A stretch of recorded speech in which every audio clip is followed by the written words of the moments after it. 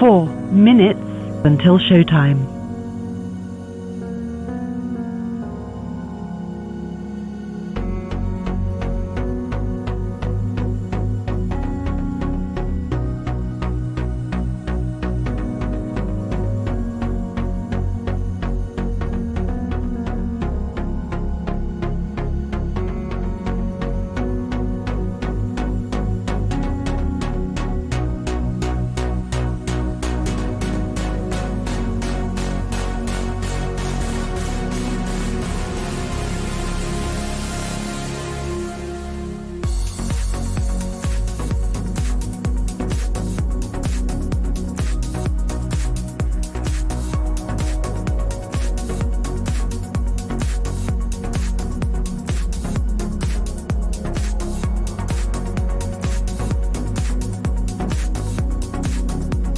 Three minutes until showtime.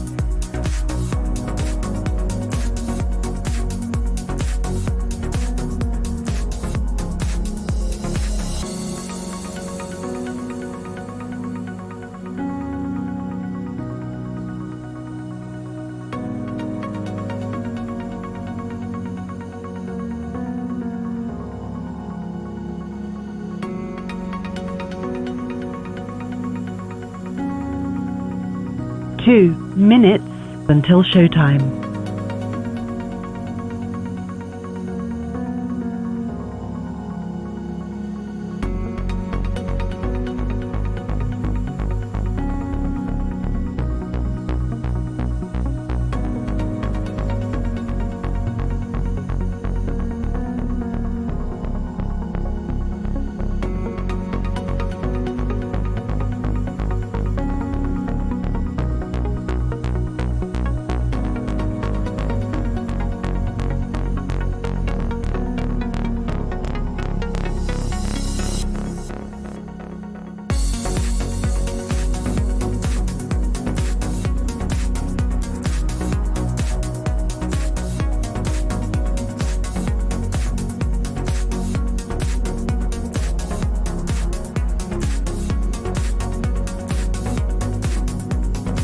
One minute until showtime.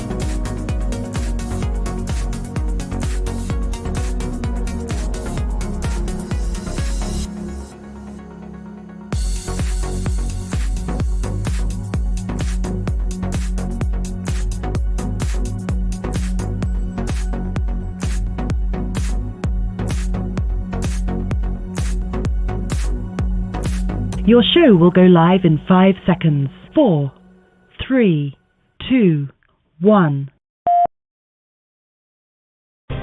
Insurrection, obstruction, indictments, civilly liable for sexual abuse. The one man responsible for all that could be sitting in a prison cell on election day and still be elected commander-in-chief for these United States. That man is beholden to Putin, weakened NATO the last time around, and is currently tying himself to wealthy Saudi oil money. He enriched himself when government stayed at his properties. He campaigned on wanting to use government to go after his political rivals and wants to expand executive power. If Donald Trump is re-elected, our nation is lost. So let's roll up our sleeves, get to work, and tell the MAGA folks no more before it's too late.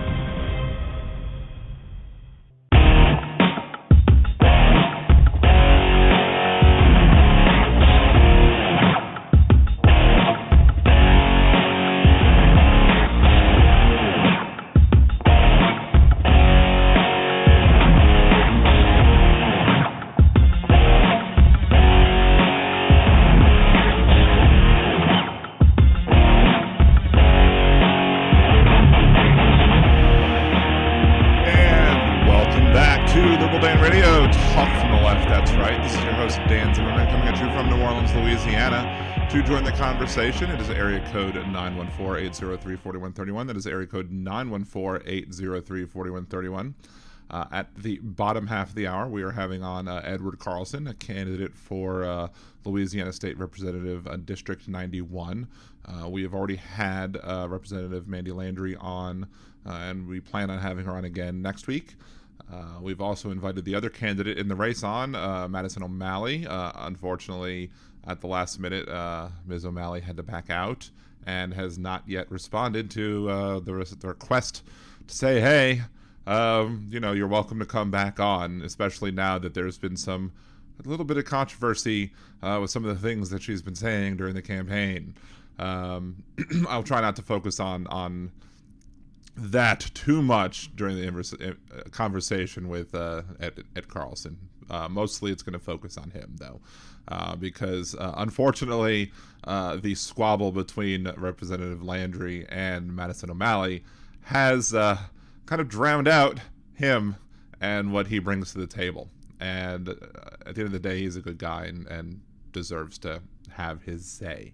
So we're going to let him have his say on the podcast, and hopefully more people get the opportunity to listen to what he has to say.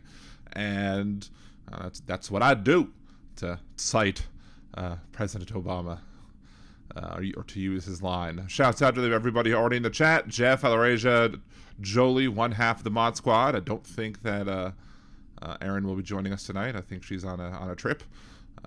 So Silly Wonka, also, thank you so much. I know a lot of people might be on listening to Trucker John, which is cool. Maybe, I don't know, if I think Hal is already done. Matus Media might also be talking about stuff. There is stuff to talk about, so you never know, because one of the things I was going to start talking about is the Matt Gaetz thing. We'll get to that in a second. If you want to support the show, as always, you could remember to like the video, like the live stream. If you haven't subscribed, already subscribe to the channel. If you're listening after the live broadcast, make sure to like, subscribe, share this video, interact with other videos as well, drive the formula up, get people watching the show, etc. The more interactions we have, the more YouTube will show the channel to other people, which means the more people might interact and more people might like it. Hey, I had a short that I uploaded that got over 2.6 thousand views the other day, so that's a good thing. That's a good start.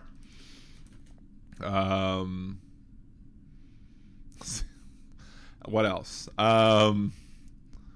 You also can support the show by Venmoing me at Liberal Dan. Venmo, just do it friends and family, not buying anything from me.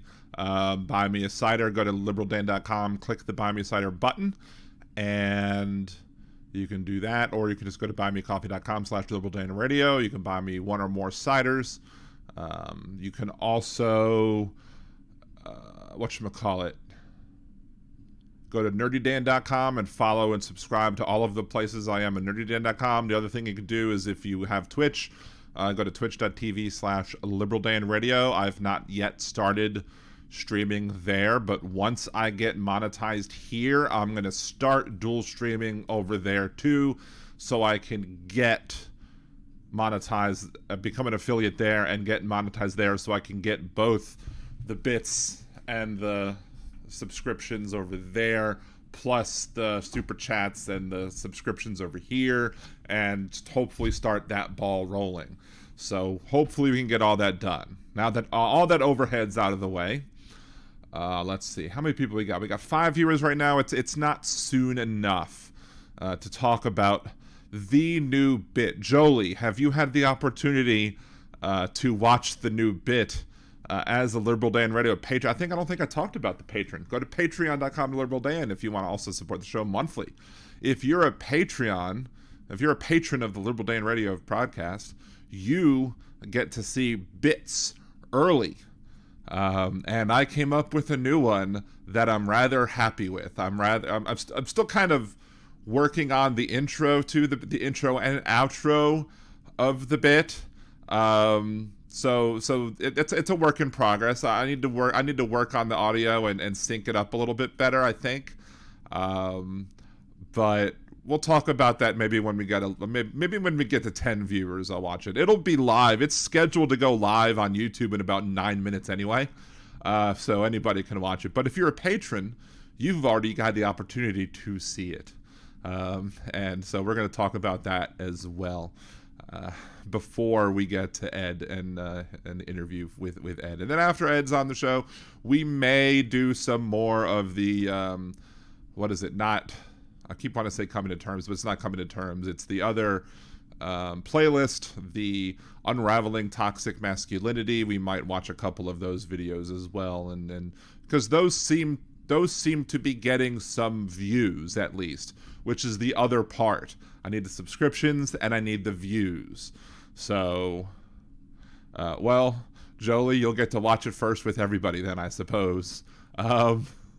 So, you know, wait, I don't have the correct window open, so I can't play the sound. It is what it is. Thank you, Donald. There you go. I had it ready to go ahead and play the video, assuming we get some people there. Hey, Trucker John. Hey, Elizabeth. Welcome. Glad to see y'all. I'm glad I waited, because I want Trucker John. I want you to be able to see the new bit I've come up with.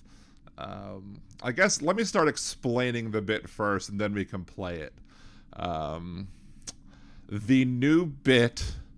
I was talking to a friend of mine, and the friend of mine had said I showed my friend. She showed a friend of hers. She said I showed a friend of. She said showed a friend of mine your podcast, and he was amused by it. And it was the one where I had the words of Redneck Wisdom with Senator Kennedy reading the filth on the Senate floor.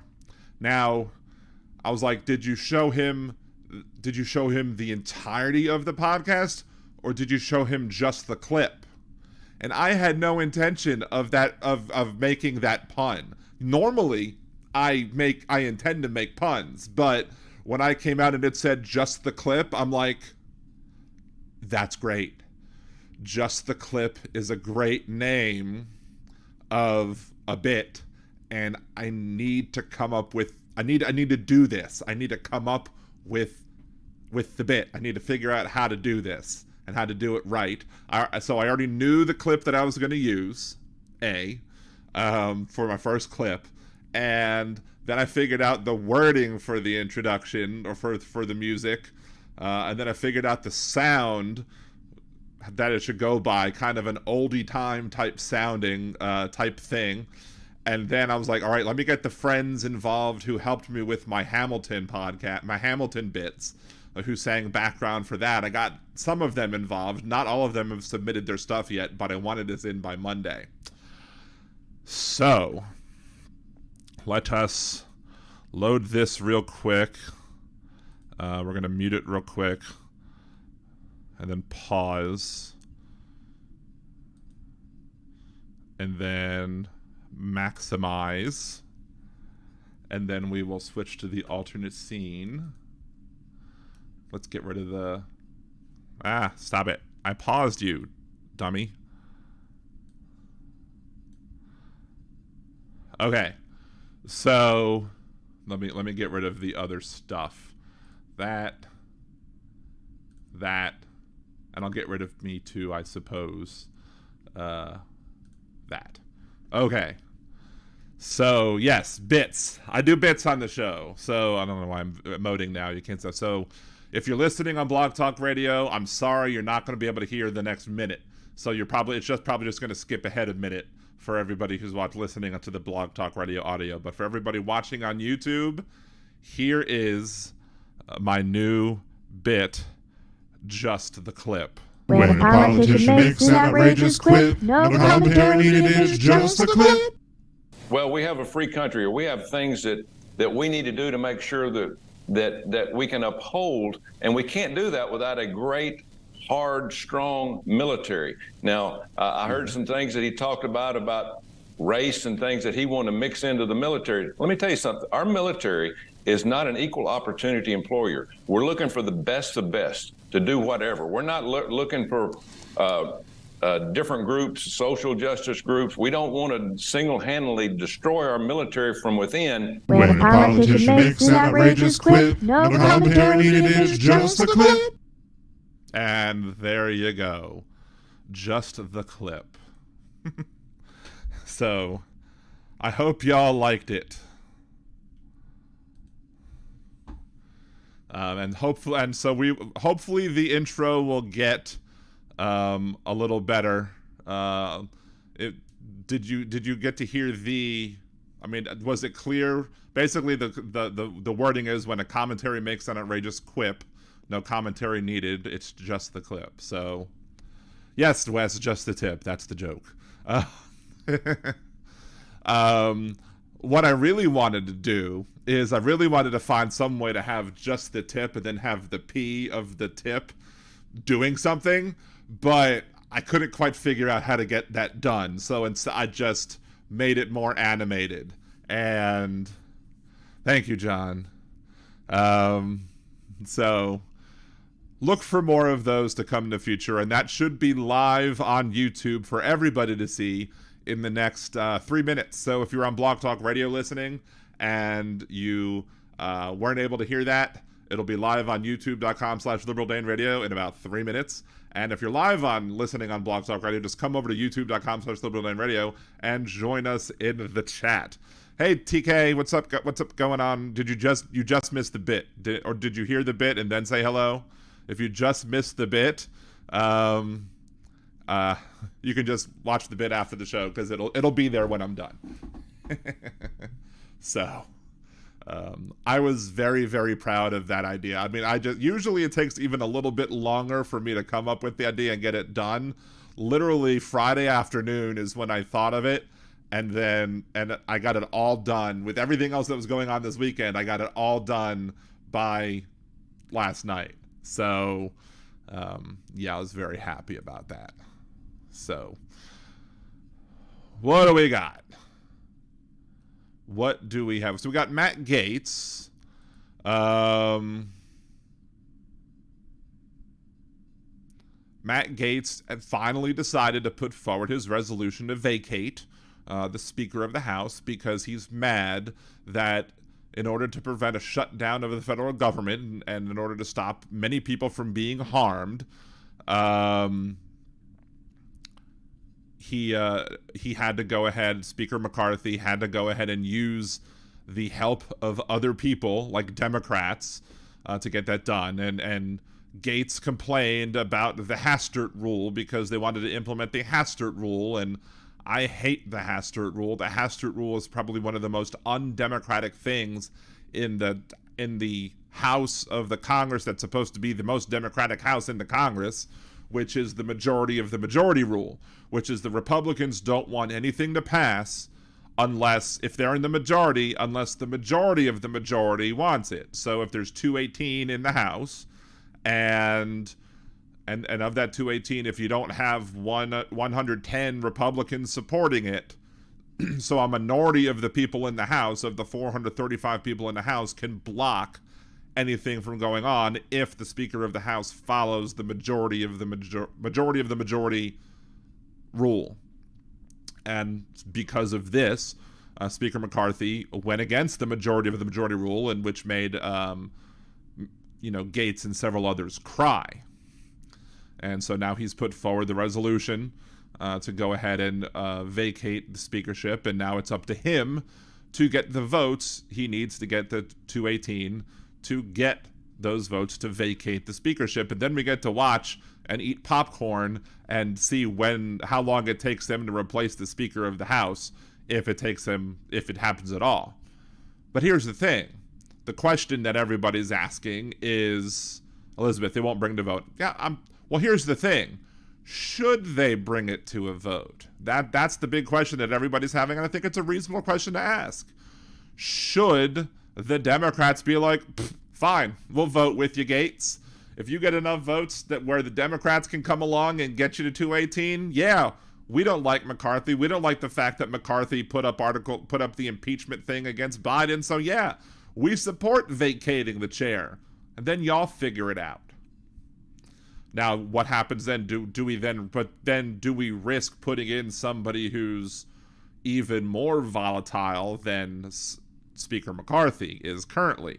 Do we risk putting in like a Speaker of the House, cuckoldress MTG, fan of Liberal Dan Radio, apparently, according to Joe Gibson?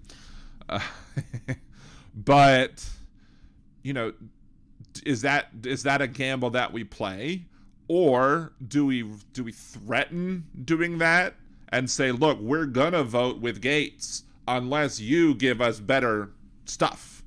You put into the House rules that we're gonna get more allowances and better committee assignments, and we're gonna get all this stuff that we want, and then so we'll support you as Speaker if you then, of course, if that happens, if the Democrats make a deal to get better committee assignments as the minority party and to get and are able to strong arm McCarthy into giving them, you know, more than what they normally would get as a minority party, you would then see, like, you know, Cenk Uygur and the rest of the Young Turks crying and moaning, oh, the Democrats are working with Speaker McCarthy. They're two parts of the same party, man. And, you know, I'll have to make a bunch of fat man rants probably dealing with the fact that, you know, these progressives don't understand anything about politics whatsoever and just want to complain just to hear themselves complain. Wes, they know that Dems won't back him since he allowed the inquiry. Well, I mean, yeah, we won't back him. Democrats won't back him in a vacuum. But would the Democrats back him if he then said, okay, well, you're never going to see Speaker Jeffries with a Republican majority, but we'll vote to kick you out and then eat popcorn while y'all figure it out. We'll eat the popcorn and watch y'all figure it out, unless you do something like give us a couple of committee chairmanships, or give us the majority on some committees, or give us concessions, allow us to throw things on the floor that we want to see, get rid of the Hastert rule, stuff like that. You know, we'll do this if you get rid of the Hastert rule and you allow us to put stuff on the bill for a floor vote, regardless of what the Republican Party thinks, and yada, yada, yada. And we'll keep you up for the rest of the term, but we have to have these things up, you know, get Ukraine funding in there and get all this other stuff. We will keep you up there, but you're going to do some of our bidding. And how much of that would have to be done for Democratic voters to be like, all right, that was a pretty smart move. For enough Democratic voters to be that was a smart move, to be able to speak over the progressives who are going to be whining about it regardless of what gets done. So, Nick, adults in the room would be nice for a change. That would be nice. Let's see. How's the new house? Wait, I'm confused with for Speaker if he votes for Ukraine. I'm confused where that. Blah blah blah. I lost where that went. Today, heard they're going to remodel Hitler's birthplace into a police station in order to offend his lovers. I got an idea. Tear it down. I mean, sure. That could be good. Donald might cry about it since, you know, I think one of his favorite books is Mein Kampf. So, anyway, I think it's an interesting thing. I think it's going to be an interesting thing to watch. I am personally of the opinion that, you know, while I don't necessarily like the idea of helping Matt Gaetz do anything, if it creates more of a shit show on the part of the Republicans and they have to figure their stuff out, sure, maybe it's a good idea to vote to vacate, because we're not necessarily voting to help Gaetz out. We're voting because we don't like Speaker of the House McCarthy. But I also kind of like the idea of, if we're able to negotiate a good enough of a deal to get us stuff that we wouldn't be able to get as a minority party otherwise, so that he doesn't have to pay any attention to Pizzagates, then by all means, get it done. Or I guess Larry the Cable Guy would say, get her done. And that way, you know, maybe we could get, you know, more Ukraine funding on the table and not have to listen to the whiny people like, you know, your Boberts and Greens and etc. who just want to bend over whichever way for Putin. What's up, TV2 Live? Good to see you. What else? Okay, so the Trump, they're saying that the Trump's trial started today, but in reality, the Trump trial, I would say, started when they got the summary judgment last week. Now, I was shook on the summary judgment. Now, I mean, I'm not a lawyer, and I didn't stay at a Holiday Inn Express last night, but I typically, when I see summary judgments, it's normally procedural things.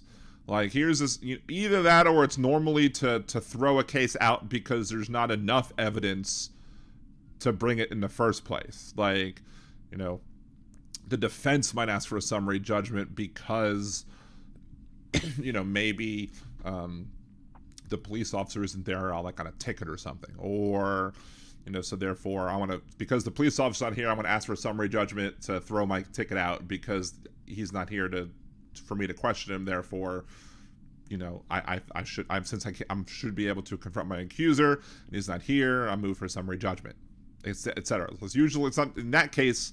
For a big decision, usually a summary judgment is like that, from my understanding of it.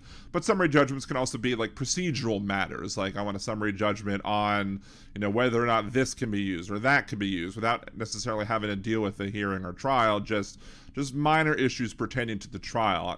You're not used to seeing summary judgments where the prosecution wins a count of a case on summary judgment. But the fact that Trump is so guilty of this civil, I don't know if it's guilty is the right word for it, because it's a civil trial, not a criminal trial, but he's so obviously committed fraud in this case that there's so much evidence there that the judge is like, I have nothing to do, but there's no reason to have a trial because no jury in their right minds would say this is not fraud. To be able to rule against him, it's just, I was shook when the judge made that ruling. But I mean, and the silly thing was, you had the situation where all of the Trump defenders were looking at, Mar-a-Lago, the appraised value of Mar-a-Lago was such and such, and compared that to the appraised value of the other places. Well, look, I mean, I don't want to show my appraisal from my property taxes, on everybody so everybody can see, although it might be a public record. So if you wanted to look it up, you probably could find it. But the appraised value from like your property assessor for the tax assessor is usually much, much, much, much less than the appraised value of, that somebody might do when they're selling the house for, a real estate transaction.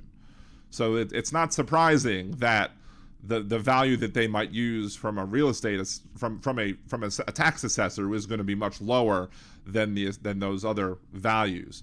But they only talked about or tweeted about or truthed about or whatever the amount of the Mar-a-Lago appraisal, despite the fact that they were ignoring the whole appraisal cost of a tax assessor versus the appraisal amount of a real estate agent.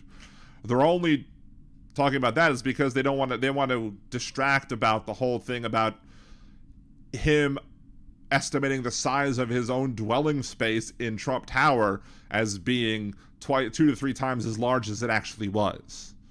Like, there's no way around that. Like, that makes the case clear cut. I mean, you're a real estate developer. You should be able to know what size your own dwelling is.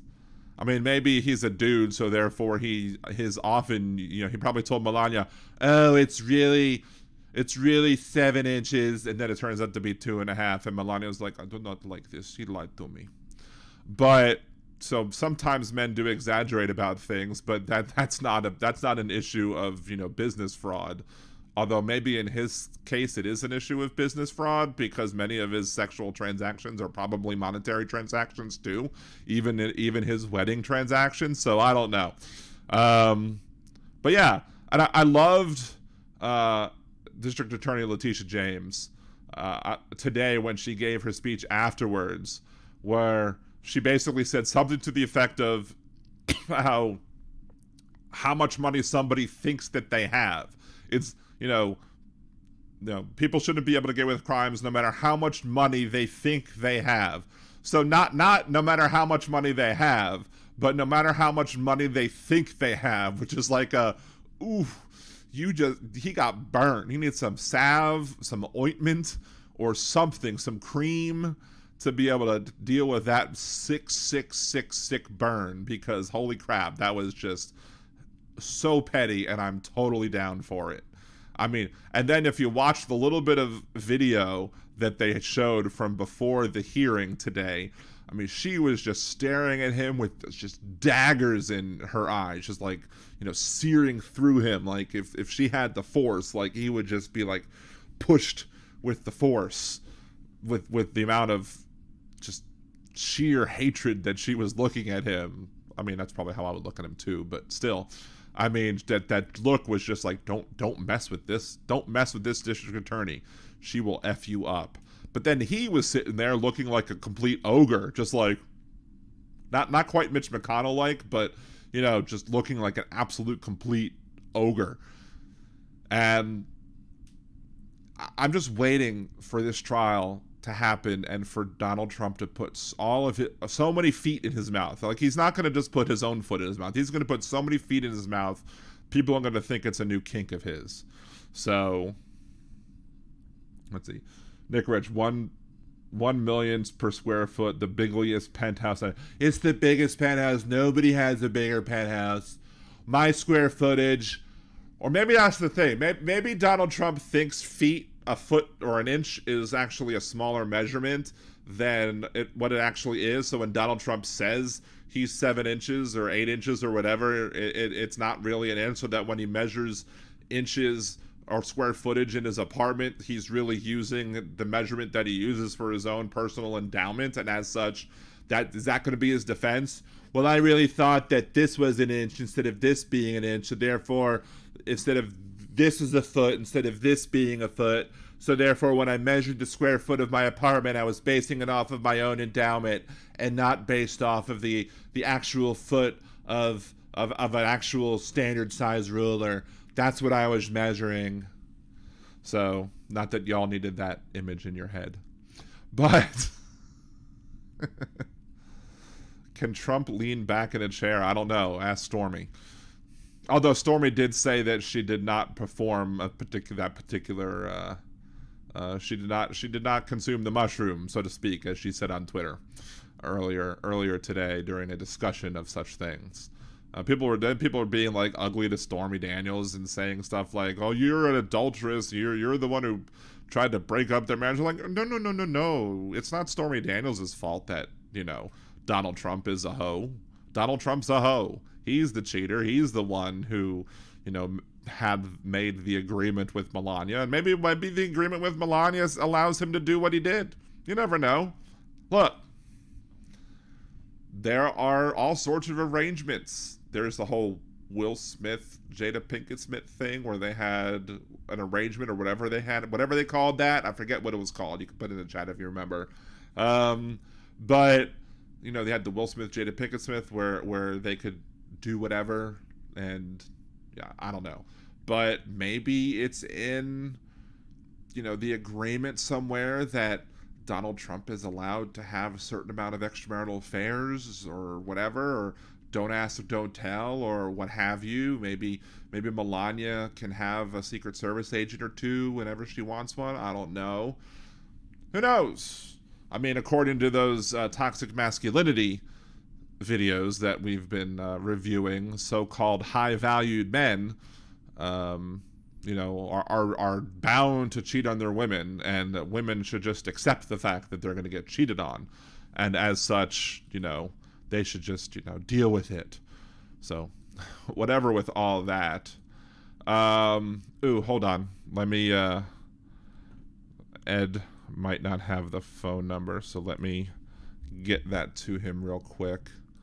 Reply to all. Should have been on the thing, but I thought I had sent it in a previous email, but it is what it is. That's fine. I was like, it was like a minute or two. There we go. I just sent it to him, and there he is. Wait, I got a free conference call thing popping up. That's really weird. Anywho, so I'm assuming that that's Ed Carlson. So Edward Carlson is before I start that, let me start recording this to make it easier to cut up in the thing. Edward Carlson is a native of New Orleans. He's been a driving force in the substance abuse disorder field for over 35 years, transforming the Odyssey House, Louisiana, into a renowned treatment program. As state representative, Ed aims to apply his expertise and passion for public health, crime reduction, and equitable healthcare to serve and strengthen his community, ensuring a brighter future for all Louisiana. And without further ado, here is Ed Carlson. Welcome, Ed. Thank you for coming on the show. Hello. How are you today? I'm doing great. I'm glad to have you on. So that's a little bit of an introduction for the audience. Tell the audience a little bit more about yourself.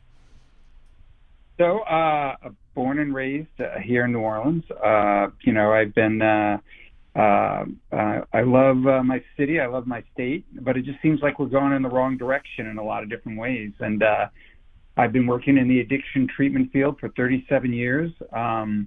I run the largest addiction treatment provider in the state of Louisiana called Odyssey House. We're a nonprofit organization. We focus specifically on working with the Medicaid and non-insured populations.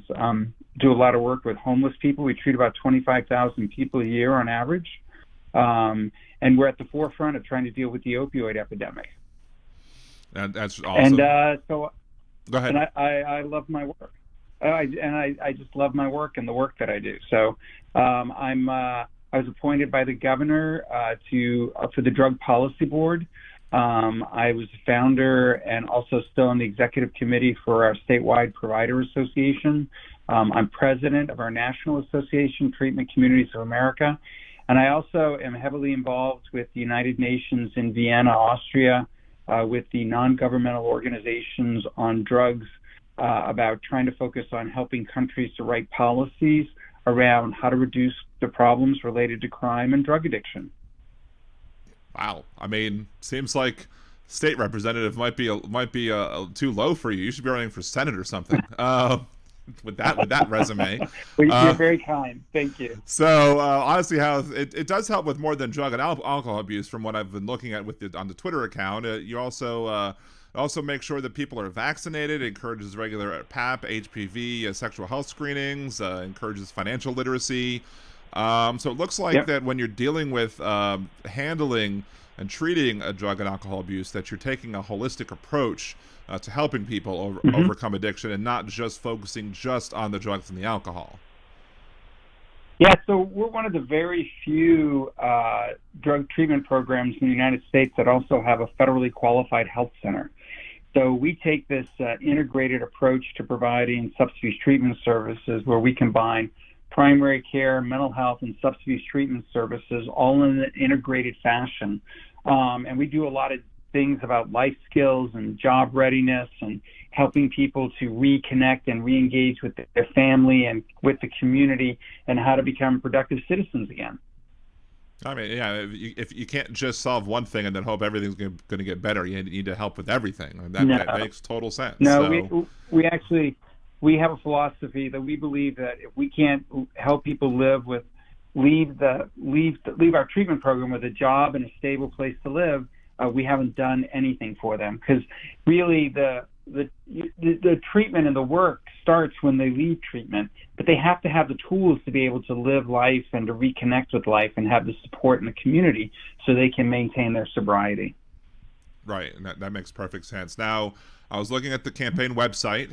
It's electedcarlson.com.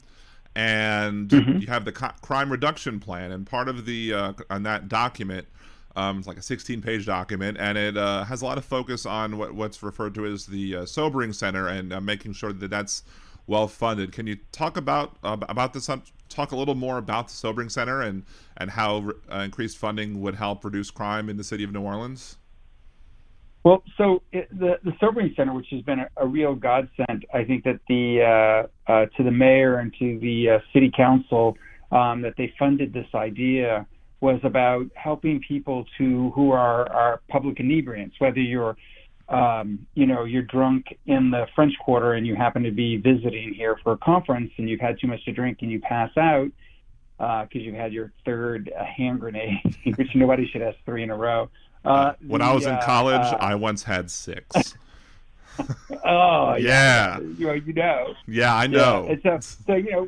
And so people, they find themselves passed out in the French Quarter now, or within the central business district. And so one of the things the Sobering Center does is it allows people to be in a safe place for 4 to 8 hours until they sober up. And if you happen to be somebody who is a tourist and visiting us, we get you back to your hotel, make sure you're safe, that there's no problems or anything.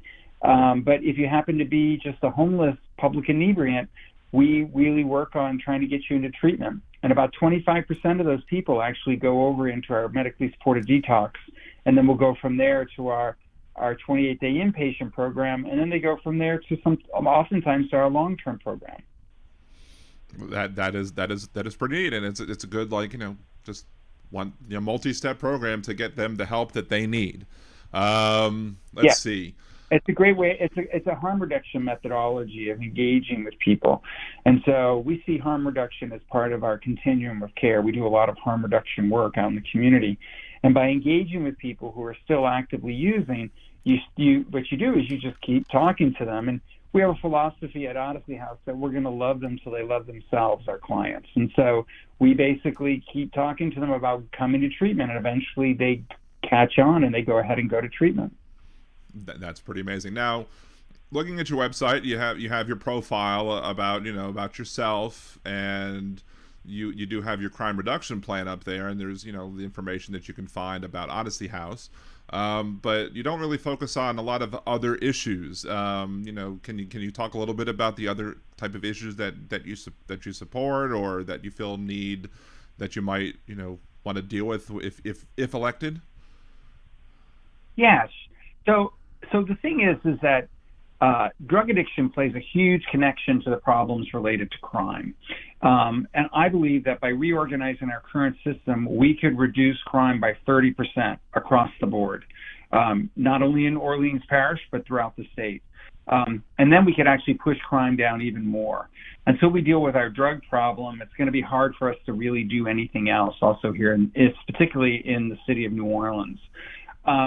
And although it seems like, as somebody had asked me, they said, well, it looks like you're a one-trick pony. I go, but my trick's pretty good. And really, if I can reduce crime by 30%, if we could also focus on reducing the problems associated with substance abuse, which comes across the board, it impacts our healthcare system, right? It impacts families, family unification. It impacts people in the education system. It impacts people who are trying to work and be part of the community at large. Because you can't maintain a job if you're drunk or high all the time. You can't re-engage with the community, and you can't be a productive member of the community if you're like that. And right now we have such a huge epidemic happening throughout our city and throughout the state. Not only, in 2009, there were 10 deaths in the whole state of Louisiana from opioid overdose. Mm. Last year, there were 499 in Orleans Parish alone. Mm. The amount of problems that this is creating for us across the board is a huge impact.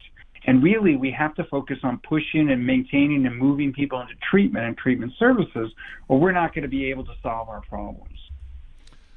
So, but you're running in a district that's one of the, if not the most progressive in the state, because of gerrymandering or what have you. And so there's a lot of issues that are bound to come up, like reproductive rights, body autonomy, LGBTQA issues, education issues, book censorship, stuff like that. So there's nothing on your website about that. So I'd love to hear a little bit about that as well.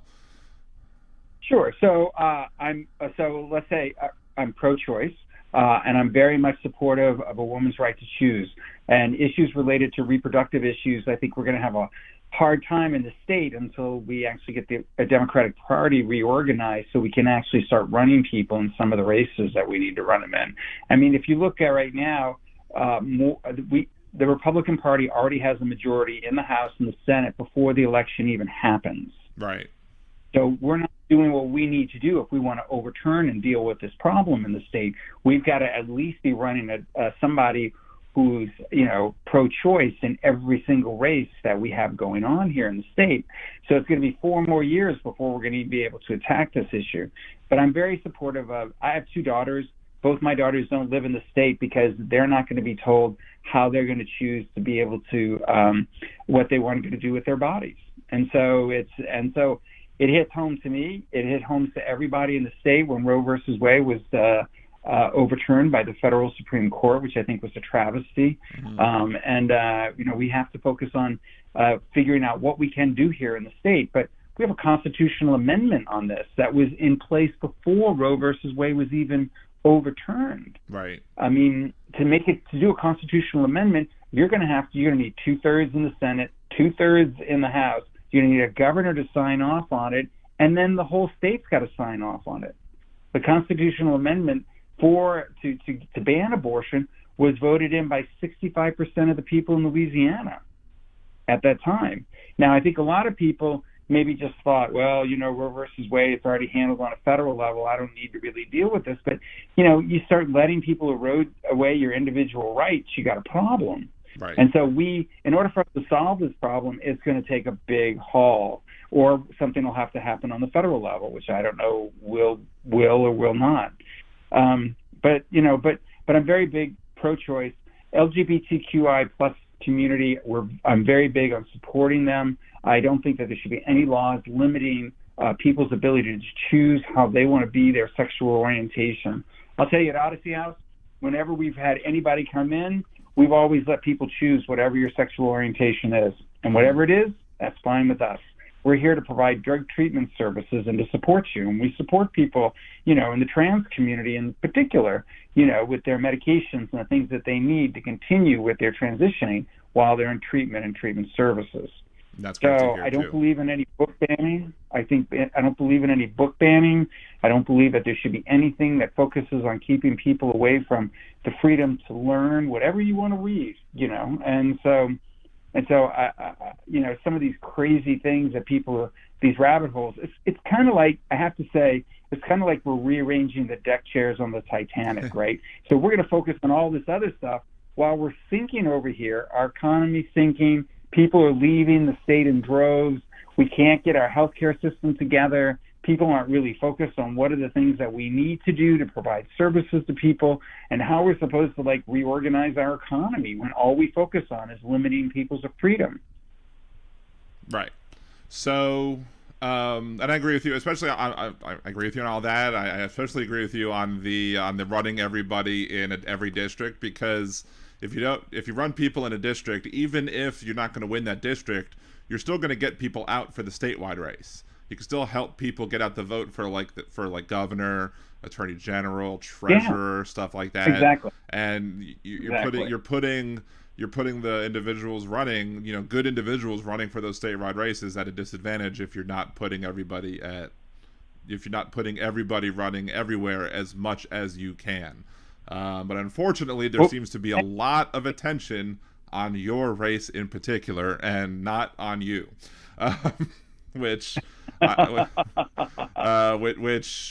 was also, I was planning on, I was wanting to have everybody in the race. I've already had Representative Landry on. I asked Madison O'Malley to come on. She backed out last minute and has not answered anything to come back on. You and Representative Landry did seem to get along well on the WDSU hot seat debate.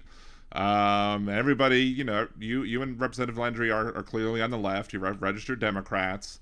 I was going to ask O'Malley this question. I got to ask you the question as well. Is there a specific reason why you felt it was important to challenge Representative Landry? Do you believe that you can do something different or better than Representative Landry can? Do you believe you bring something different to the table? Or is it that you believe that the voters always deserve a choice? I think it's, first of all, I've never run for public office. And so is there ever really a right time to run? I don't know. I think for me, I've worked on doing policy work for the past 37 years, so I have a good understanding how things work. I'm just frustrated because we're not dealing with the addiction issue.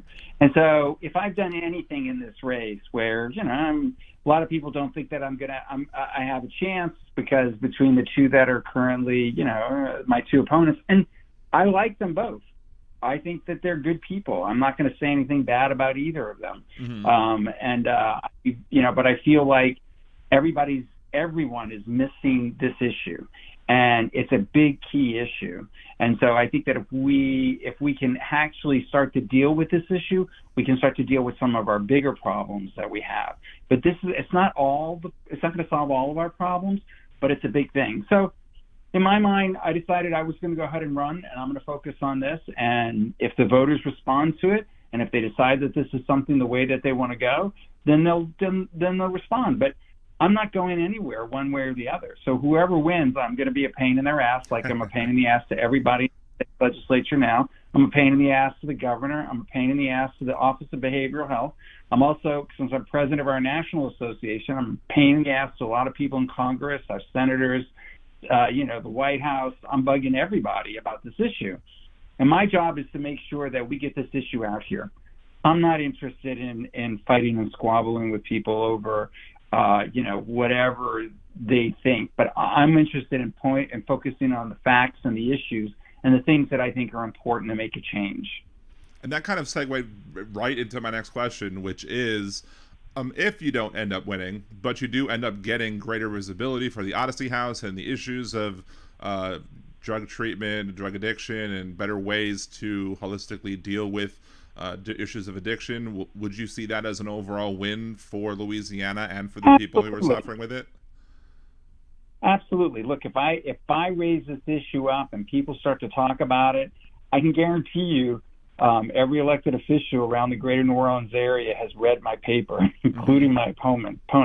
Right. And so people know, like, okay, well, it's like this guy's really serious about what he's talking about. I mean, I'm willing to put basically my money where my mouth is. And, I didn't raise a lot of money, and I'm running a grassroots campaign, and, I don't have a million people endorsing me, but I've got a lot of people that are like, hey, this is actually pretty interesting, and you're saying the right things that we need to be talking about. Right. And I think we need to do more in the state around practical applications of how to focus on changing our problems. I'm tired, and I know everyone else is tired of us being at the bottom of all the wrong lists and at the top of all the wrong lists. We have to be able to make some changes. And in order to make those changes, what we got to do is we got to start taking a hard look and face the brutal facts of what are the things that we have to change and fix. And I can tell you, in relation to addiction, we are nowhere near what we need to do. So, for example, when I got here in New Orleans in 2000, well, I'm born and raised here, but I moved home in 2005, took over as the CEO of Odyssey House. And when I took over at Odyssey House, I'd been working in the addiction field. I went out to California to do my master's degree and wound up working in the Bay Area. And I learned a lot about addiction and addiction treatment services overall.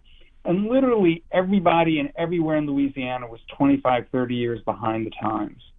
And when I took over Odyssey House, with a small $1 million a year program, now we're going to break $40 million this year. We've been focusing on raising the money and getting the services out to the people that need it. But what we did was we created a continuum of care across the board.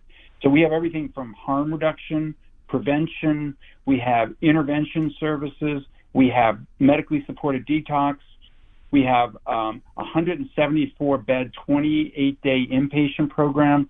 We have 130 beds for our long-term program, which combines housing with intensive outpatient services. We have about 60 beds for sober living out in the community. We also do a lot of case management services. And, and we have programs all across South Louisiana, not just in Orleans Parish. We're in Morgan City and Lake Charles. And we see ourselves as covering all of South Louisiana. We have a women and children's program. We have focused on creating this integrated approach in terms of how we provide services. And these services actually produce really good outcomes. Look, the national average for outcomes is that around 42% of the people are clean and sober 1 year after they leave treatment. If they go to Odyssey House, we're at like 57% are clean and sober a year later. So we beat the national average. I've had two different U.S. Surgeon Generals come down and highlight Odyssey House as being a model program of how drug treatment services should be provided. So at least, we're trying to do something to put things out there to let people understand. But Odyssey House can't do it alone.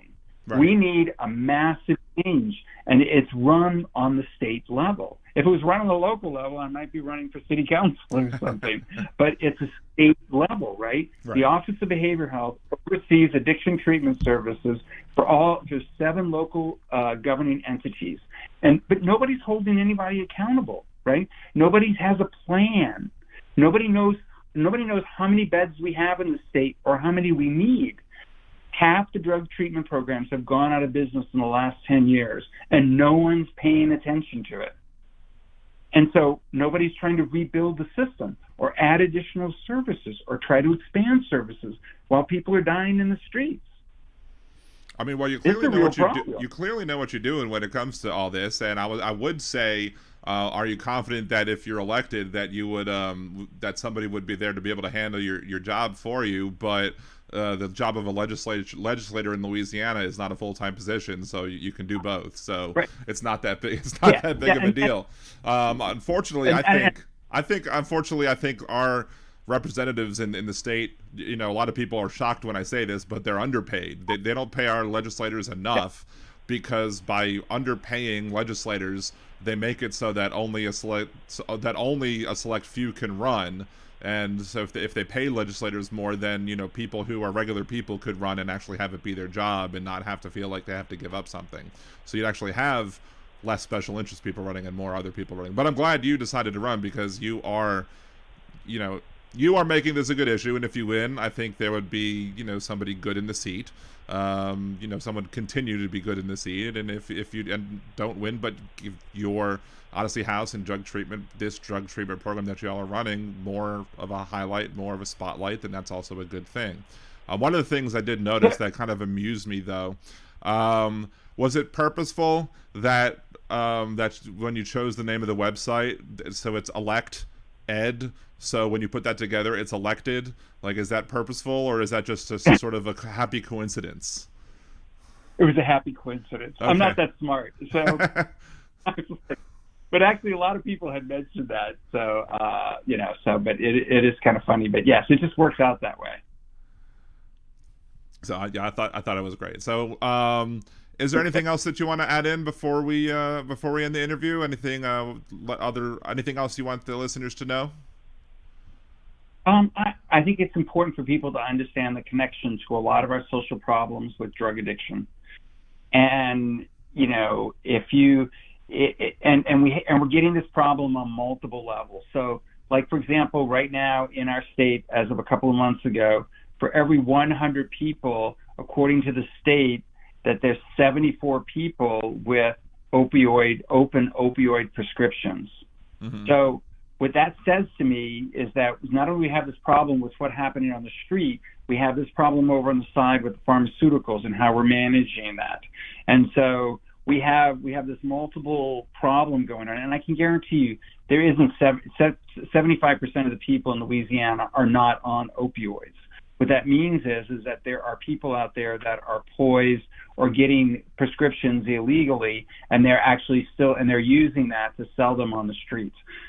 That number should be down to like 10 out of 100. Mm-hmm. And so we have got to deal with our addiction issue overall in our state. And until we deal with that, we're not going to be able to do anything. You're not going to be able to do economic development until we clean up the problem with addiction and the connection between crime. We're not going to be able to solve our education problem. We're not going to be able to solve a lot of our problems until we fix this problem. And, and people might think, Ed, this is all you're really focused on. It's because if we fix this problem, it'll change our state forever. And so there are countries and there are cities around the United States and there's countries around the world that really focused on this issue and made huge changes. And we can make it within a short period of time. I love New Orleans. I love the state of Louisiana. I'm not going anywhere, but we need to focus on this issue. And so we really focus on this issue and we get a statewide plan and we stick to it and we focus on making a change. we're not going to be able to, we're just rearranging the deck chairs on the Titanic, and we got to make those changes to make things work. I mean, that sounds great. So, again, anybody who wants to learn more about your campaign, support your campaign, it's electedcarlson.com. And what number are you on the ballot? I'm number 54. I cannot remember. It's been a long day. Number 54 on the ballot. Early voting has already started, and the election date is the 17th, right? Am I correct about that? Or is it, no, 14th? 14th. It's the 14th of Saturday, the 14th. October 14th. October 14th is when the election is being held. And then if, as the way the Louisiana elections are run, if nobody gets a clear majority, the top two go into a runoff, and then you have another election in November. So, but regardless of how that happens, if you make the runoff, if you don't, if you win, or whatever, you're always welcome to come back on the show. It was great having you on. And I'd love to have you on again to talk about this or any others you want to talk about. So again, that's electedcarlson.com. Thank you, sir. You have a great evening. Thank you. You do as well. Have a great night. Bye-bye. Bye-bye. Again, it's electedcarlson.com, electedcarlson.com. Elect Ed Carlson on all the social media platforms as well. I have linked to his website on the liberal link on the post on liberaldan.com, as well as the YouTube thread as well, and I've also linked to it on my Twitter page as well, to his Twitter account as well. So again, it's great to have him on the show. Look forward to having him on again, and we'll be discussing this campaign more as the election draws nearer. Okay, caller, I know I saw you on. I wasn't planning on having anybody on during the interview, but is this Khalil? Yeah, sorry about that. No problem. That's no problem. I just wasn't. Usually, when I have like the political guests on, I don't take calls just simply because I want to be able to just focus on them and give them the floor or whatever. But just welcome. Thank you for calling again. Appreciate it. What's going on with you tonight, Khalil? Nothing much. I have some ideas on things to do better as far as like crimes, as far as gun crimes. And one of the ideas is to take firearms that have been used in crimes and blow them up, like make them backfire, and then turn the rest of the pieces into like guardrails and bridge pieces for highways, like interstates. Was basically like melt them down or whatever.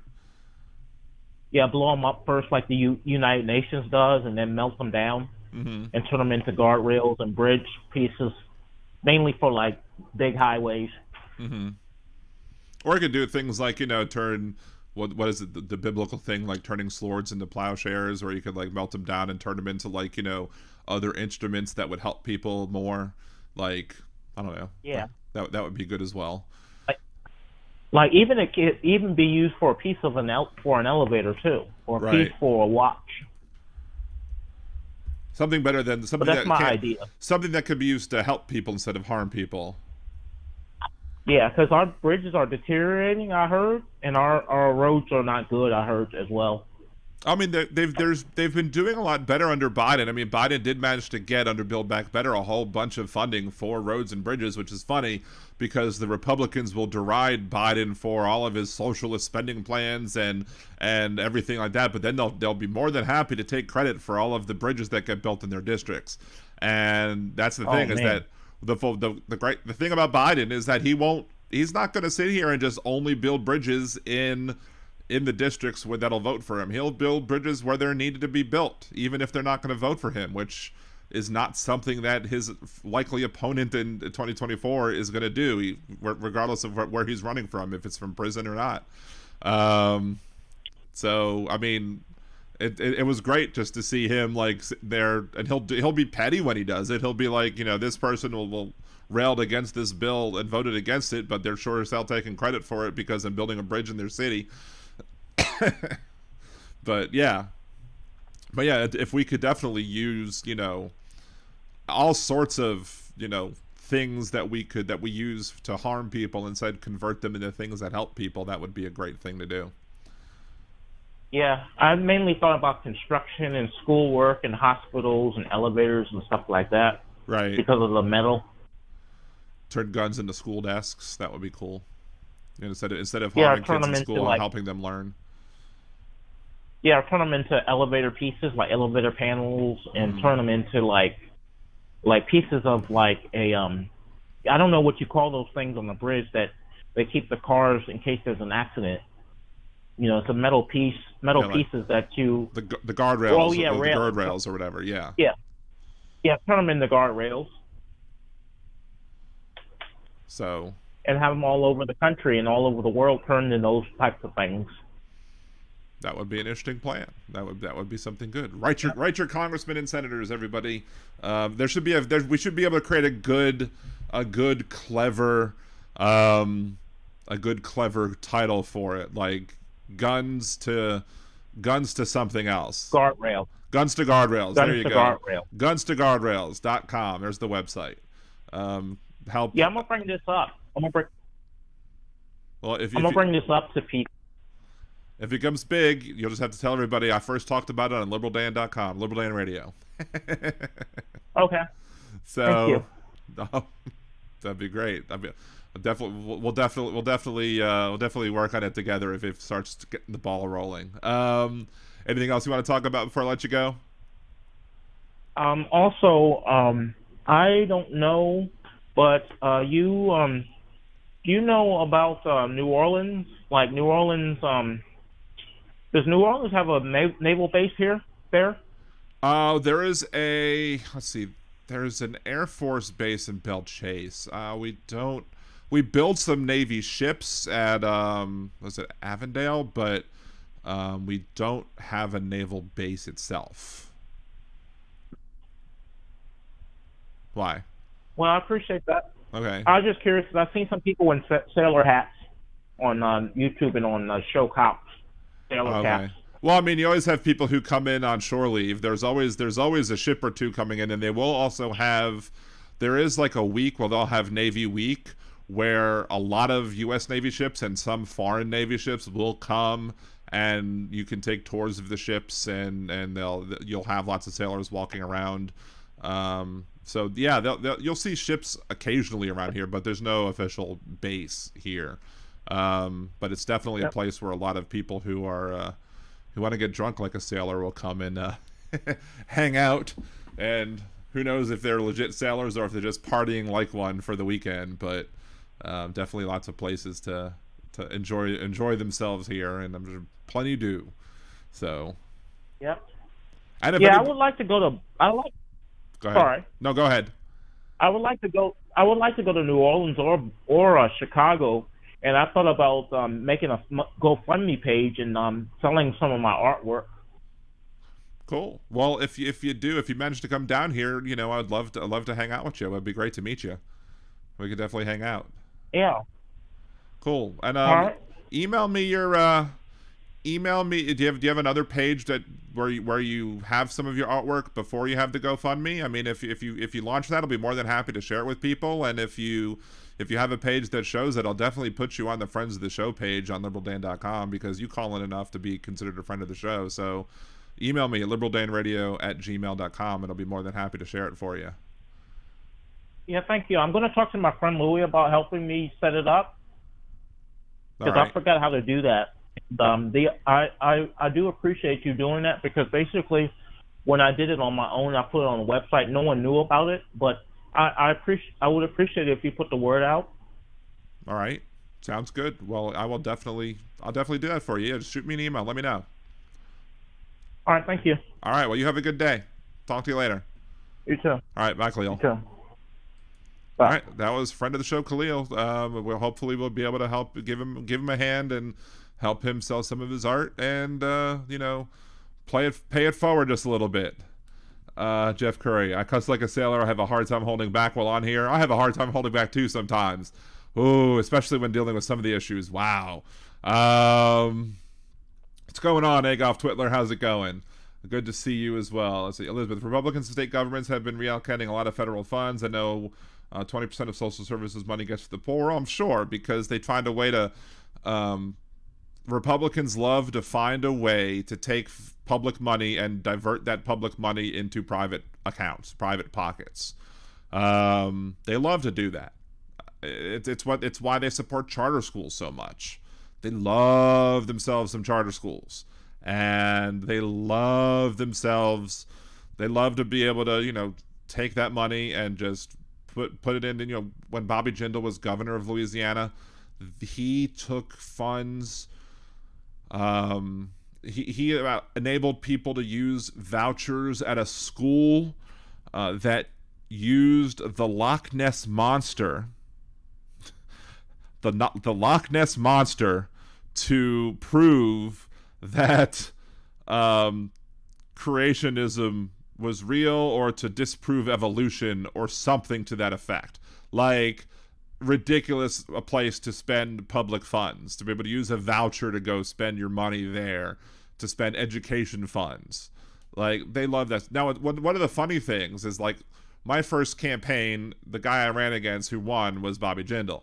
And so, because the state party didn't help at all in that election, I ended up having to do a lot of research by myself. So I learned a lot about Bobby Jindal. I learned a little bit during when he ran for governor in the first place, but I did a lot of investigation, a lot of education about him. And so people just loved him. He was der Wunderkind. He was the Ubermensch. He could do no wrong. Everybody loved him. He was so wonderful.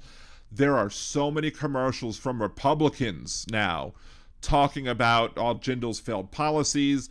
There are people who are running for statewide office right now who are part of the Jindal administration, and there are conservatives, Republicans who are running ads, or political action committees that are running ads against Jindal hooked opponents. Like, there's Wagaspak, who is like his aide. He's running for governor. People are running ads against him. There is somebody, I guess, who was attorney who's running for AG. They're running ads against her for losing elections, or losing court cases, whatever, and how she was a failure under Bobby Jindal. So their conservatives are now using Bobby Jindal as a pejorative. And while it somewhat makes me happy, it's Bobby Jindal wasn't conservative enough, and that scares me, because Bobby Jindal was a no abortions, no exceptions type of candidate. Like, he did not believe in any exceptions to abortion policy. Period. None. He would have loved this law that came. I'm like, he's scary conservative. And if he wasn't conservative enough for these clowns, that makes me fear for what is coming for the state of Louisiana, which is why we have such a problem. I mean, Ed talked about it a little bit with the failure of the Louisiana Democratic Party to deal with the issues of running people in every district, so that we could have people running in every district, so that the statewide candidates can get support in every district. But instead of that, the Louisiana Democratic Party is spending so much time and energy and focus trying to throw Mandy Landry out of office, even though she's the most progressive candidate, just because for a brief minute she stopped being a Democrat and became an independent candidate. For a hot minute, because she was mad, because when she ran for the open seat of the state Senate position, they backed her opponent. The state party, instead of saying, okay, we're going to let these two Democrats, run against each other and not take sides, the state party backed her opponent. And so she was mad about that. So she was, and rightly so, because the state party chair, I've talked about the state party chair a lot, or maybe not a lot, but I've talked about her a bit at least. So for a second, she said, okay, I'm going to be an independent because the state party is ridiculous. But then she was convinced to come back into the fold. I mean, I was an independent voter for much longer than that. I stopped being, I don't even remember when former Governor Edwin Edwards, not the current Governor John Bell Edwards, but former Governor Edwin Edwards ran for Congress, a convicted felon. And the Louisiana Democratic Party endorsed him against other Democrats who were running in that race for Congress. He lost, but They endorsed the unrepentant convicted felon. And I don't care necessarily that he was a felon or a convicted felon or whatever. I don't care necessarily about that. I voted for somebody else who was a convicted felon, but he was repentant and he actually did something with his life and tried to make everything better. But Edwin Edwards, I mean, he was a national embarrassment. He's probably one of the reasons why we had a Bobby Jindal being able, and why we had Republicans be able to surge forward and gain such momentum in the state, because he basically was able to make the Democratic Party look like the party of corruption in the state of Louisiana, because, well, for a while it was.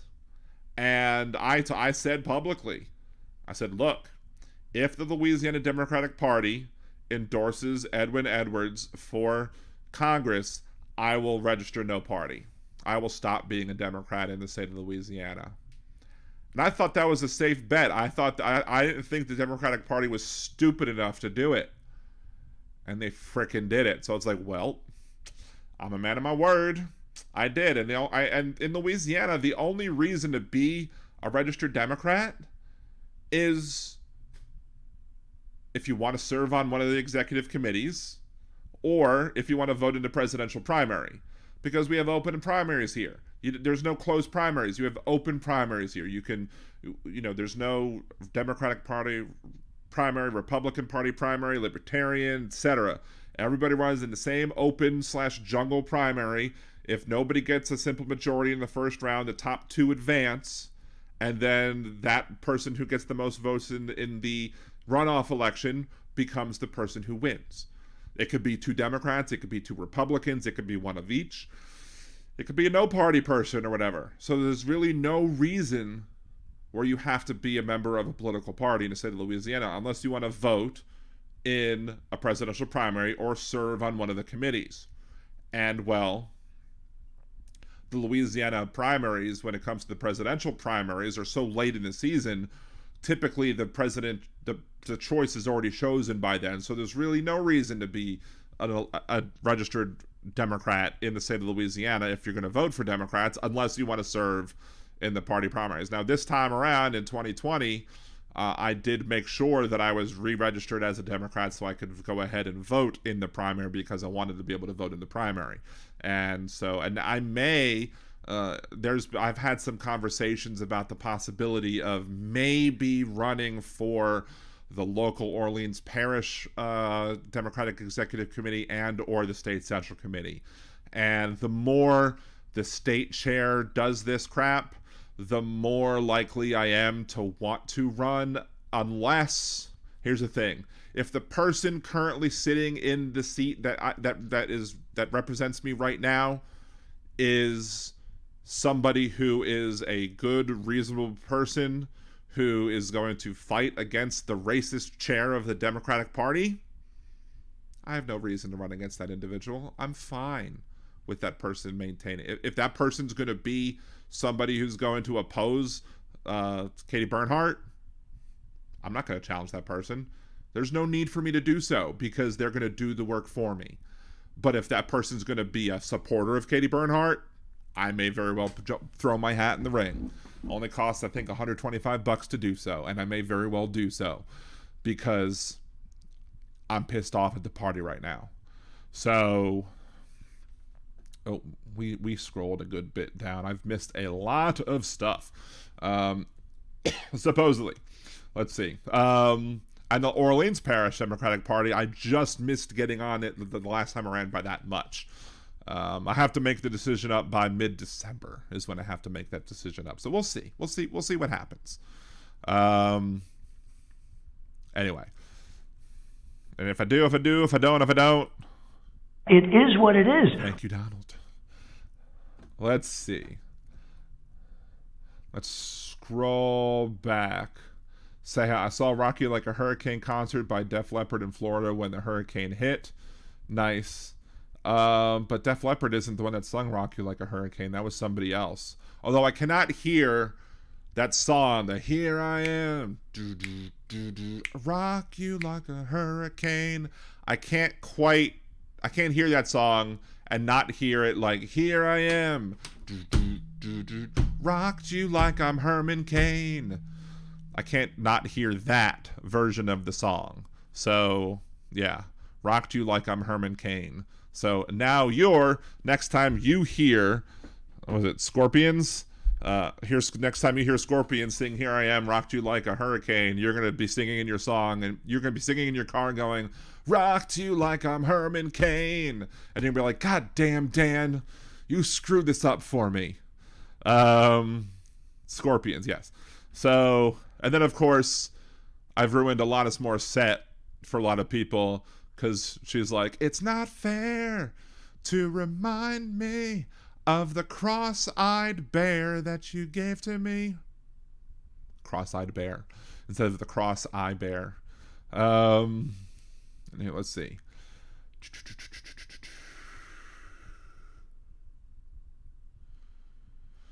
Hey, Twitler, even pretending to be a moderate in the Republican Party is an unforgivable sin to the MAGA acolytes. That's true.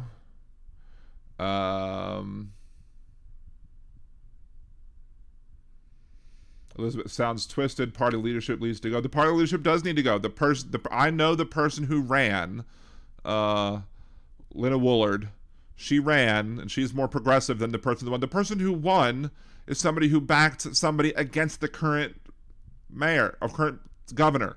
And one of the sad things is that I just found out recently that Katie Bernhardt is not just the problem. One of the other problems is Cedric Richmond, who is a former congressman representing New Orleans, who also like worked for the Biden administration. Like, he apparently has his hands in the mess too. And I'm like, what the hell is going on with this? Why is he being an a-hole? And then the person that we voted for, Troy Carter, for who was our current congressman, is now supporting Madison O'Malley in this District 91 race. And I'm like, what the hell's going on? Why are y'all people supporting the person who's being supported by the racist? Because this person is the one. If there's the show that I had where I had Devontae Lewis on, who is the person who won the Public Service Commission seat, and I was going to have Gary Chambers Jr. on, and he I guess he had a complication and couldn't come on. But both, they got, Katie Bernhardt tried to screw both of them over twice. And despite that, Devontae Lewis still won. Anywho. Seems like there should be audits of some of these state party leaders and state governments overall. Absolutely. I mean, the party itself, there's, from what I've seen, the current chairman of the Democratic Party in the state of Louisiana, in her actions, has violated the rules of the Democratic Party, yet she was still allowed to come forward. So, I don't know.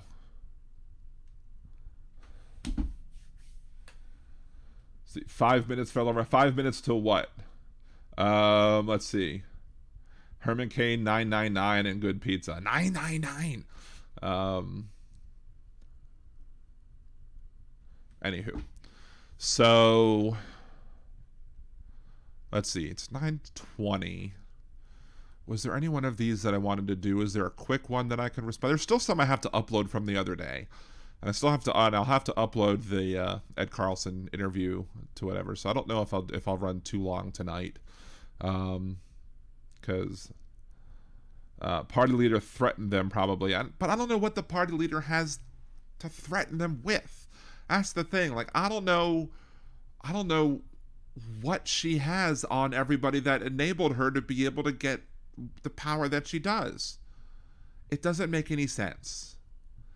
And like, one of the I decided to not be petty with Ed on, because and I love being petty, as I'd said earlier in the show. I decided to not be petty with Ed on, because he said he tried to be, nice and cordial to both. He said, I like both. He says he likes both Manny Landry. He said he likes Madison O'Malley. He likes them both, and that's fine.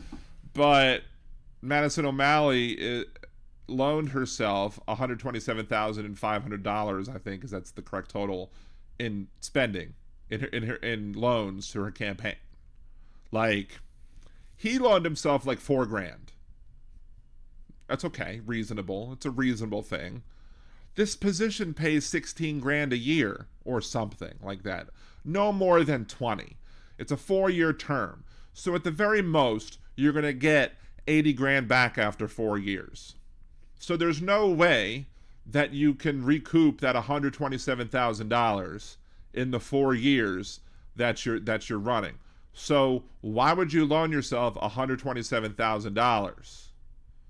The only reason to loan yourself $127,000 is because you believe, A, you're going to win, which I don't know if that's the truth. I haven't seen any polling data about that race, but A, you believe that you're going to win, and B, if you do win, you're going to have you have people who've told you that they will contribute to your campaign when you do win, but you're not having them contribute to your campaign until after you win because you're afraid of what them contributing to your campaign now will look like when you file your campaign finance reports. Maybe that's a little conspiracy theory-ish of me. I don't know. But at the end of the day, that's the only thing I can think of. Because and there are a lot of people who are also questioning how she came up with $127,500 because relatively young, not much of a job history, maybe from her fiance, but if it's from her fiance, it's not they're not married yet, so it's not considered a joint asset. As such, if he's loaning her money, then you can't, then it has to be him loaning her money and not her loaning her money. You see, if he's giving her money, then that's taxed because anything above $10,000 is a taxable gift. So how is this money coming into play? So that's definitely something that needs to be audited, in my opinion. But clearly, there's something fishy here. There's something that doesn't pass the smell test. And look, when I was going to have Madison O'Malley on my show, way back when, earlier on in the year, I didn't know any of this. I didn't know about the fact that she was registered as a Republican in Ohio. I didn't know that she was going to be sharing false information about how Representative Landry voted about her about a vote on concealed carry. I didn't know a lot of stuff about her. All I knew was that she was a brand new face who showed up in the district, who I didn't even know that she moved in the last 6 months, hopped from district to district to district, and finally settled in District 91. I didn't know this until recently. All I knew was that she was somebody who decided to challenge Representative Landry, and I was going to just simply ask some questions. And some people were attacking her on Twitter, and I was going to give her the benefit of the doubt. I was going to be like, hey, look, I was going to ask her those questions. What do you think that you can do better than Representative Landry again? Which I think is a fair question to ask if you're challenging the incumbent and if you both support the same issues. Because according to her campaign website, she says she supports the same issues as Mandy Landry does. But on that WDSU hot seat debate that I referred to when I said that Ed Carlson and Mandy Landry seemed to get along fine, Mandy Landry had pointed out that Madison O'Malley was a registered Republican in Ohio. And instead of explaining why that was the case, Madison O'Malley denied that she was a registered Republican in Ohio.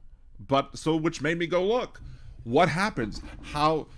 And no, you do not specifically register for a political party in the state of Ohio. And that's how Madison O'Malley wrote it off. She's like, you do not register as a Republican or a Democrat or whatever party specifically in Ohio, which is true. But what she avoided was that when the state will still consider you to be a registered Republican or a registered Democrat or a registered Libertarian or what have you, if you vote in a particular party primary and you say You go to the primary and say, I would like to request a ballot for the Republican Party in the primary. So they will give you a Republican primary ballot. You get to then fill out the Republican primary ballot and then you hand it back, and then they record it however they record it, and then in the system you're then recorded as a registered Republican. So that is how Madison O'Malley got registered as a Republican. Now, I don't begrudge people from being a Republican and then becoming a Democrat later. That's fine. I'm fine with it. I wish more people would be Republicans and then register Democrats later. If she was a conservative as a kid and then saw the light and became a Democrat, good for her. I wish more people would do that. But the fact that she had to misrepresent it and that she didn't double down on that, and that she didn't say, this is what happened and this is why I switched from a Republican to a Democrat, because I was raised a certain way, but as I grew up, I realized that that's not the right way to be, and now I'm a Democrat, now I'm a progressive, now I'm a liberal, now I believe in autonomy, and this is why I support the Democratic Party now, because they are not the party that supports my values and beliefs. And I just happened to vote in a Republican primary back then because of whatever reasons, but I've since changed my political views as I've matured. She would have said that, I would have said, okay, this is a non-issue. But she ducked the issue, and that makes you think there's something more here to ask. There's something more here that needs to be questioned. There's a lot that is left to be questioned when it comes to candidate O'Malley in this race. Elizabeth, she's being paid by big money, maybe. I don't know how she got the $127,000. I don't know that. Maybe she has money from her parents. I don't know. But there's no reason to loan yourself $127,000 for a job, unless for this position, unless you think you're going to get those campaign contributions back. And the only way you think you're going to get those campaign contributions back is most likely is if you have certain agreements in place that say, okay, we are going to loan you this. We're going to give you campaign contributions so you can pay yourself back. But those people are probably people who, if people in the most progressive district in the state of Louisiana found out that, I should have been recording this the entire time because I should have posted this as a video. If people in the most progressive district in the state of Louisiana found out that these people contributed to her campaign before the campaign was over, she might lose voters. Now, I could be wrong. I could absolutely be wrong. It could be very well that there could be a perfectly legitimate reason as to why and how this happened. But there's so many other things that she's lied about that I don't trust it. I can't trust this because I can't trust her because I can't trust the other things. Maybe I need to go make a fat man rant about it. Because it sucks. The fat man rant, the Louisiana Democratic Party specifically, and Madison O'Malley in particular. I may very well do that after this is over, which means I may very well not do a Unravelling Toxic Masculinity tonight because I want to go do that instead and then have that upload tomorrow morning.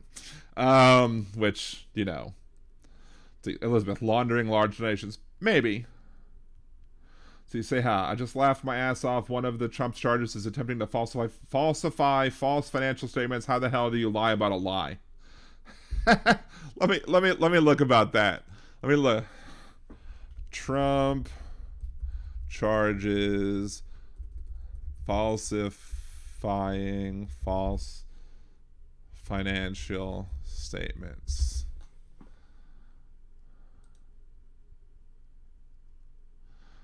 Let's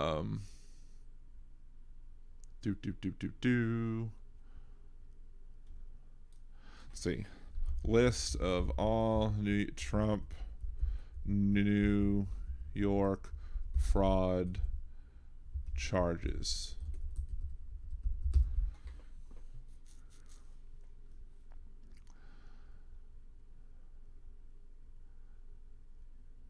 Let's see.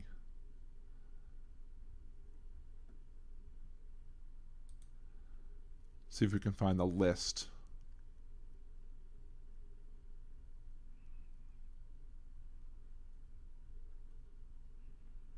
Do.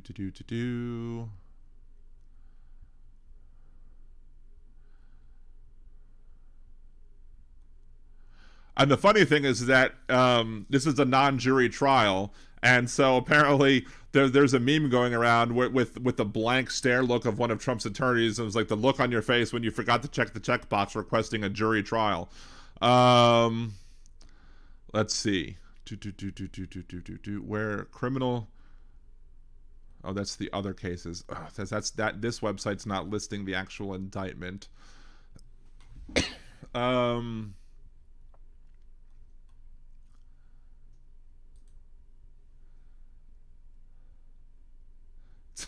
It's politically motivated when you prosecute me for the crimes and fraud I've committed. And that's the one thing that I just don't get. Like I want to call up eventually back into the Jeff Guerrero show, because I haven't called in for a while because I've been too busy with actual work stuff. Shocking, I know. But I want to call into to the show and be like, look, let's say this Landry guy, the bad Landry, wins the governor's election, right? And let's say after 3.5 years he decides to run for re-election. Let's say I then go and rob his house. I'm gonna go steal a whole bunch of stuff from his house, and then I go run for election.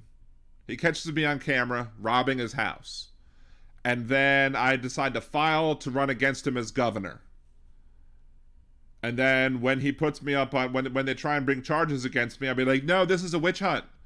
The only reason they're filing charges against me, the state's filing charges against me, is because I'm running against them. That's the only reason to say why the state's running against me. You can't bring charges against me. I'm a political opponent of the governor. You can't do that. And then they'd have to agree, right? Because apparently to them, running for office is a shield against criminal charges. And it protects you when you have criminal behavior, right?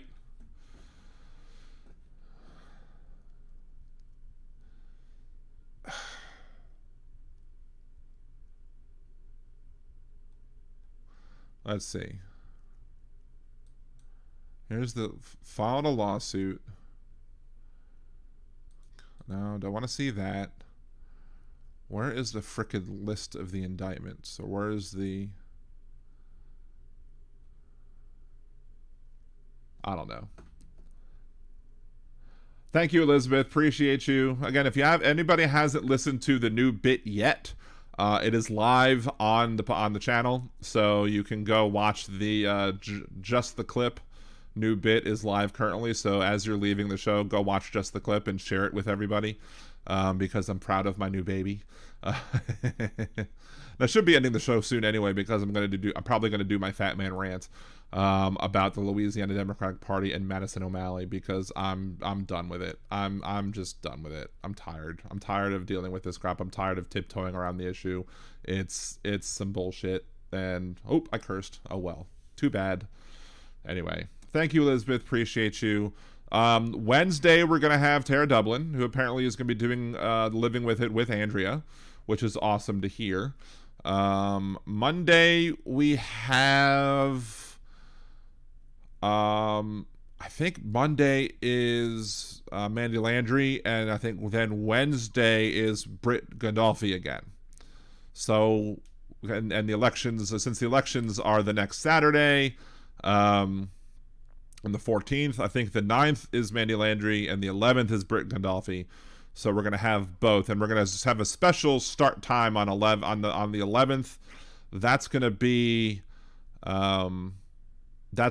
we're gonna start the interview at the beginning of the show, right at 8 o'clock instead of normally at 8:30, because we're gonna do a video interview, which means if you're listening on Blog Talk Radio, you're not gonna be able to hear it, because she wants to have a video interview done so that she can post it on social media.